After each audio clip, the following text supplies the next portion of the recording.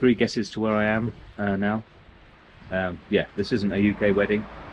This is actually my final overseas wedding of the year in Lake Como.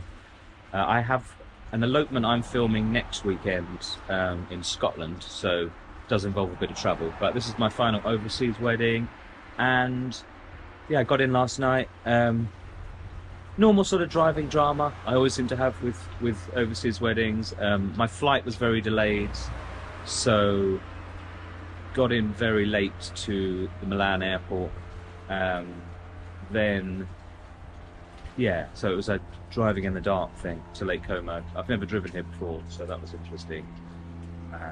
Accidentally drove into Switzerland, so yeah, took one wrong turning, ended up in Switzerland for 5 minutes and back again.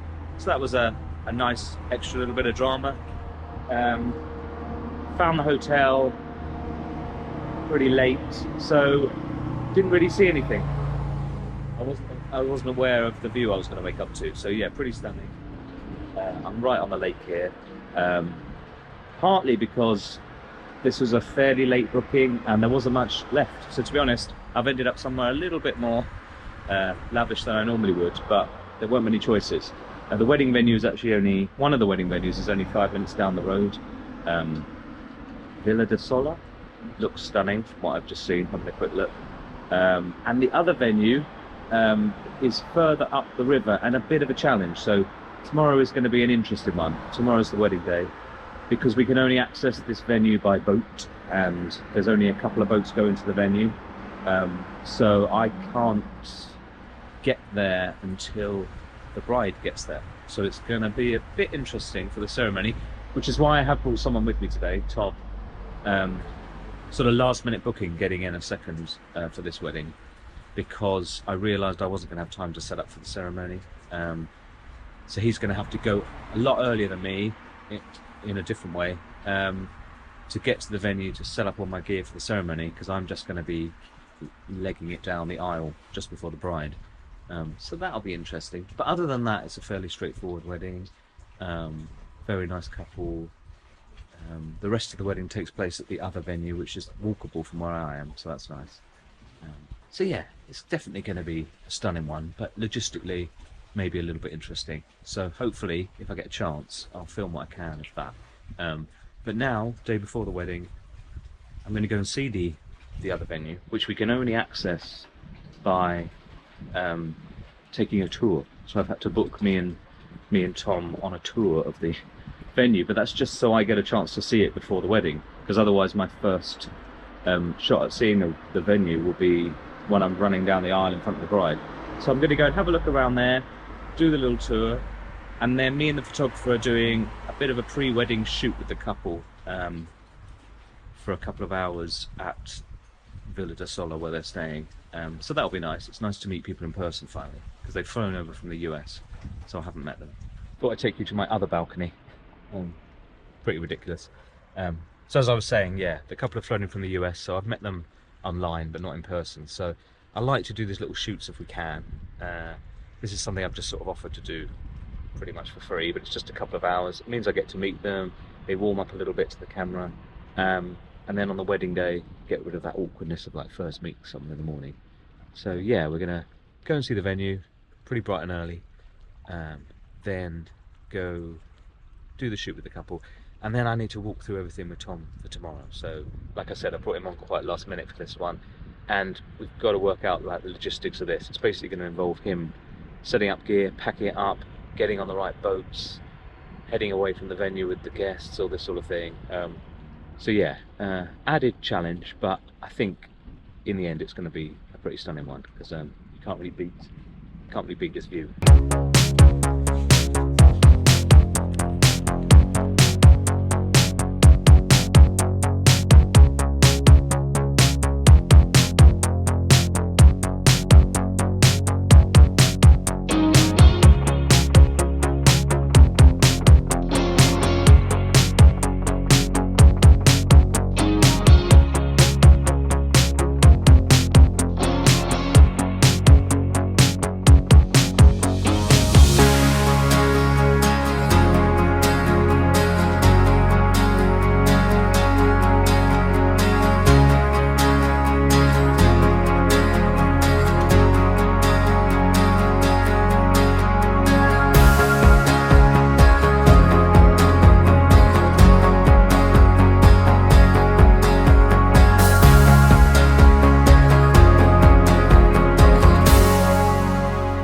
yeah, so that turned into quite a long day in the end. I left to go and see the ceremony venue. I had to be there for 10:30 in the morning, so drove. Yeah, it's like a half an hour walk down to it. There's no way of getting there in the car. On the wedding day, we'll be arriving by boat, so I just wanted to go and scout it out. Got some really nice B-roll, so it was worth a trip. Always frustrating, there's lots of other people there, because it's obviously not closed today, so there's lots of tourists and stuff there, but managed to get some nice detailed shot, and then just figured out the couple of shots I need to get tomorrow, wider shots that I couldn't get today, but it means most of that's in the bag, so that's great. I like to have a lot of nice sort of well composed establishing shots all ready to go, so I know that's there, because tomorrow's going to be a bit of a fast-paced day.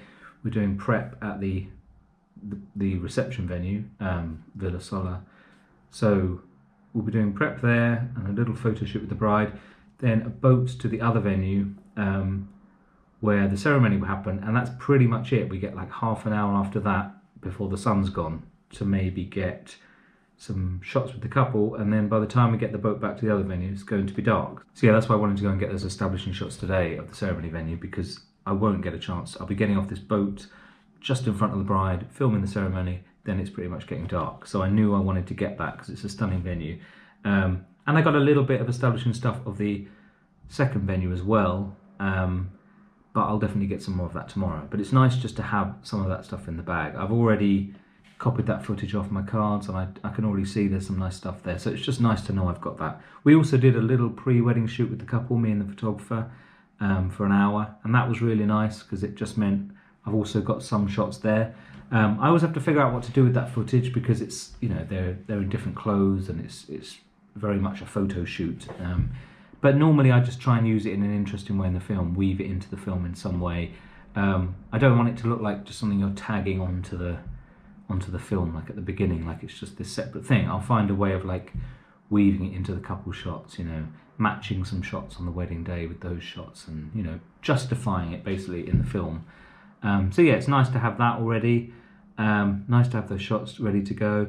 Did feel like a long day, but, you know, I'm glad I've got all of that. And now I'm just gonna go and eat something, get an early night before the wedding day tomorrow. Because yeah, it's going to be quite sort of full on. It's one where the couple are really nice, and there's only 20 guests, so it's not like crazy load of things happening. It's more just logistically, everything's got to run on time. We've got to be on this boat, we've got to make sure we're here, we've got to make sure we're there.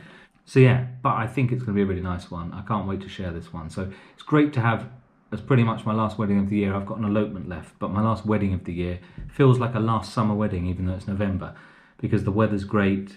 It's really sunny today, it's supposed to be really sunny tomorrow.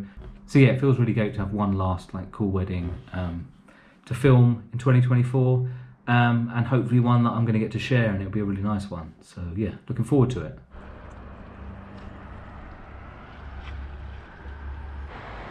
Morning. It's the wedding morning, so as usual I didn't sleep very well. Woke up early, much earlier than I needed to, because it's not a particularly early start today, but yeah, it's just one of those things. I think you've always got the wedding day on your mind when you go to sleep, and then you just don't sleep very well. I'm sure other videographers can relate to the fact that, yeah, you have a lot of friends and they think it's this easy job and there's nothing stressful about it, and you're just floating around between lovely venues. But the wedding day itself is always stressful to me. It's just one of those things where there are so many things that could go wrong, and all those things can seem like such a big deal to a couple. You know, if you missed their vows, or you missed speeches, or, you know, you missed a look with a dad. There's all these sort of once in a lifetime moments that we have to capture that, yeah, there's so many of them in one day, really. There aren't many filming jobs where you're worried about so many things, and you can't do anything again. That's the main thing. You know, you can't repeat these things, really. You just gotta. There was things before, if I had a camera go wrong with like confetti or something, I have just said, look, I've been honest at the time and said, that didn't work for me, can we just do it again? I think that's always better to do that than just to let it go and then tell them when it's too late that you don't have it. But there are so many moments that this is it, you know. First look between a couple, or when the bride walks down the aisle, all these things, and yeah, they mean a lot to people. That's what you're there to get. So it is stressful, basically is what I'm saying, and I'm sure it's mainly other videographers watching this, so you know what I mean. But so yeah, anyway, that means I just never sleep that well before the wedding, and this one is logistically a little bit difficult. I've got to be in the right place at the right time here and there, but at the same time it is going to be a nice one. I'm not complaining, it's just yeah, generally it's when I've done the day, it's in the bag, and I look at the edit, then I can get excited about it. Then I'm like, look at this looks stunning. But the day itself, yeah, is always just a little bit of trepidation that something's going to happen. Which is why at the last minute I did sort of request that I can bring someone else with me, and a couple agreed to that, even though it's a very small wedding, just to make sure I'm not having to worry too much about just gear and packing up and all that sort of thing, when I should be concentrating on filming. So that's going to be useful today. And me and Tom are going to get breakfast in a minute, and yeah, just run through the day one more time and everything that we need to make sure is in place. So yeah, a little bit of downtime before a pretty full-on day. Pretty much I'm starting at the reception and preparation venue, where I'll be doing a few more establishing shots, possibly the drone, and yeah, bridal preparations, and then straight over to the other venue, which you can't see from here, it's just around that bend. Boat over to that, ceremony, some couple shots before the light's completely gone.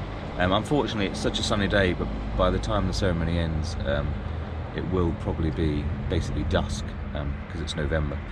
And then a boat back to the original venue, where we'll have speeches and dinner and all that good stuff.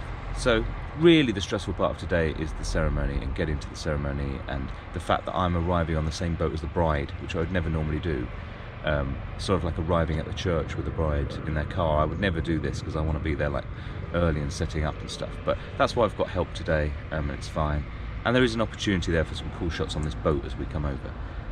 So yeah, as much as I can, I'll film bits, but it's going to be a little bit hectic, so it might just be little clips here and there.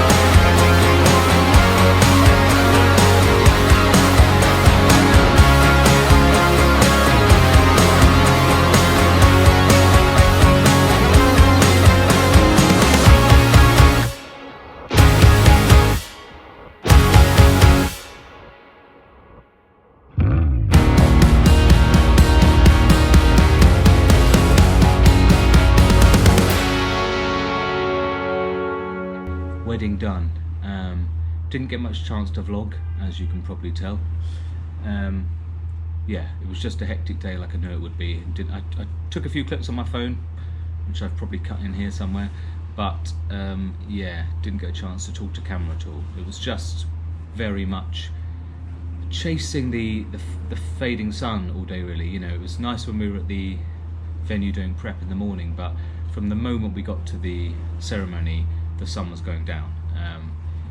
Yeah, so we just got into the light at the end of the ceremony to get some shots with the couple, and we had some very nice evening light, sort of blue hour stuff, when we were out on the boat travelling back to the reception venue. So yeah, loads of nice stuff. It was just, there wasn't a minute to like think. The second the ceremony was done, I'm so glad I took someone else. This definitely wasn't one to do on your own. Tom was packing down all of my gear from the ceremony while I was filming the couple shots before the sun went down. I would have had no time to strip down cameras and things like that. And because the couple paid for their whole ceremony and stuff, I needed multiple cameras on that. If people don't want the whole ceremony and they're happy for just to have like a shorter film, like the main feature, which will be like 7 to 9 minutes sort of thing, then I don't worry too much about having like loads of angles for the ceremony. But when they want that, when they've paid extra for the whole ceremony to be filmed, I want to make sure I've got that covered, like a proper multicam. And the way I did that was, so I had Tom at the back down the aisle I had a couple of cameras either side for the bride and groom's vows. Then I was on my camera's a handheld, and I like to do that when I can, because it means basically the multicam's already covered by those cameras, and my camera really is more for the feature and more sort of interesting angles of things like the vows that you wouldn't necessarily want to rely on for the whole multicam, because I'm handheld for one thing, so it's not all going to be steady. But also it just means I can move around and be missing little bits on that camera while I'm getting other shots. So I definitely prefer to shoot like that when I can. It's not always possible to have 4 cameras on you. This was really only because there were 2 of us. I wouldn't travel like that on my own. But yeah, suddenly when there's 2 of you, 2 cameras each, not such a big deal. Yeah, so really nice ceremony there. Didn't get a ton of time to get any B-roll there, so it's good that I went there the other day and got that. And then by the time we got back to the second villa, it was dark, like I knew it would be, so I'd got all my B-roll for that in the morning. I'd flown my drone in the morning, had all of that. I found online I could get some cool drone shots of the other villa where you're not allowed to fly a drone, so it meant I didn't have to worry too much about that. I always see if you can do that as an option, because if it's just establishing shots, I don't get why you don't just buy the shots if you can, to be honest.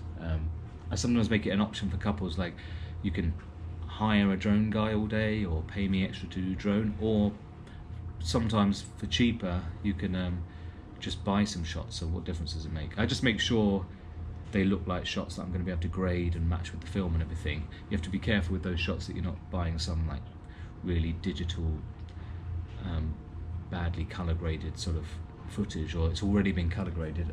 So I normally try and get like someone that knows what they're doing, and they're uploading like the sort of log shots from their drone. So that, yeah, it just took the stress off, because it'd be very hard to fly a drone. Your only option at the other villa, the ceremony villa, was to fly the drone from the boat as you left, and actually by the time we left it was pretty much dark, so that would have been no good.